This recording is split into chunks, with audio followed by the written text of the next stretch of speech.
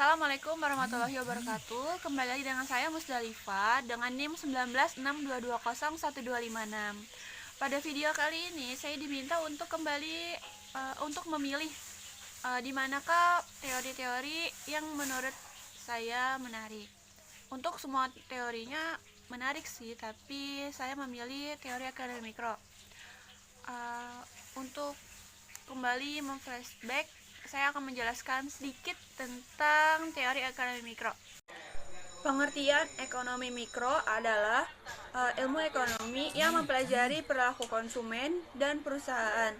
Ekonomi mikro juga dapat menentukan harga pasar dan kuantitas barang dan jasa. Selanjutnya, ekonomi mikro dapat membantu pengambilan keputusan dalam hal penawaran dan permintaan barang ataupun jasa. Ekonomi mikro atau yang sering disebut juga sebagai mikroekonomi adalah ilmu ekonomi yang mempelajari tentang kurva permintaan dan penawaran yang kemudian turut membantu memahami pula hubungan antara perubahan upah, pola pekerjaan yang sesuai, serta memahami variabel biaya dalam suatu produksi barang dan jasa. Pengertian ekonomi mikro sudah dijelaskan dalam penjelasan pada pengertian mikro di atas. Tetapi beberapa para ahli memaparkan pendapatnya masing-masing mengenai pengertian ekonomi mikro. Di antaranya ada satu, Mary A. Marchant dan William M. Snell. Ekonomi mikro menurut mereka merupakan kajian terkait individu, rumah tangga, dan perusahaan pengambilan keputusan dalam proses ekonomi. Selanjutnya, yang kedua ada menurut dari David Amos. Berbeda dengan definisi ekonomi menurut Mary A. Marchant dan William M. Snell, David berpendapat bahwa ekonomi mikro merupakan langkah penganalisisan sebuah keputusan yang dibuat oleh individu atau kelompok mulai dari faktor-faktornya hingga ke pertimbangan akan biaya dan manfaatnya. Lalu yang ketiga ada Adam Smith. Adam Smith berpendapat bahwa ekonomi mikro sebagai adanya berbagai pertimbangan rasional dalam pengambilan keputusan yang dipilih oleh pelaku ekonomi.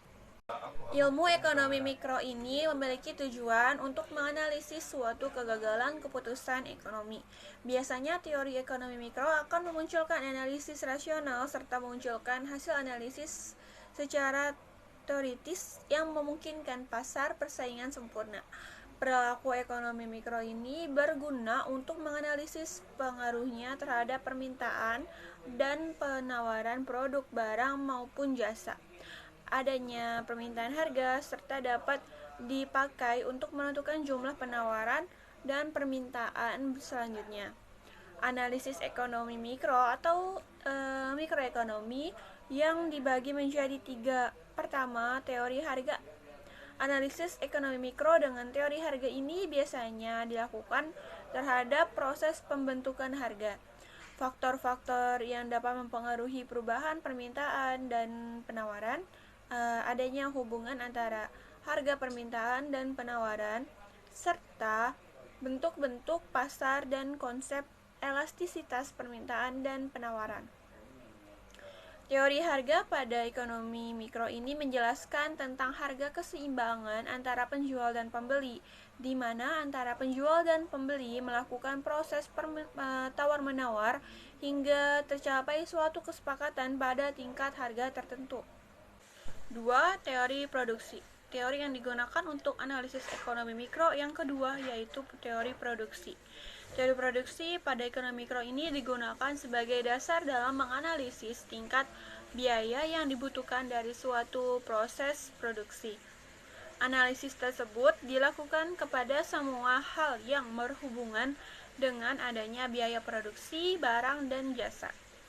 Terjadinya kombinasi faktor ini dalam ekonomi mikro kemudian harus dipilih oleh produsen untuk mendapat keuntungan yang maksimal. 3. Teori distribusi. Dalam ekonomi mikro juga memiliki teori analisis yaitu teori distribusi.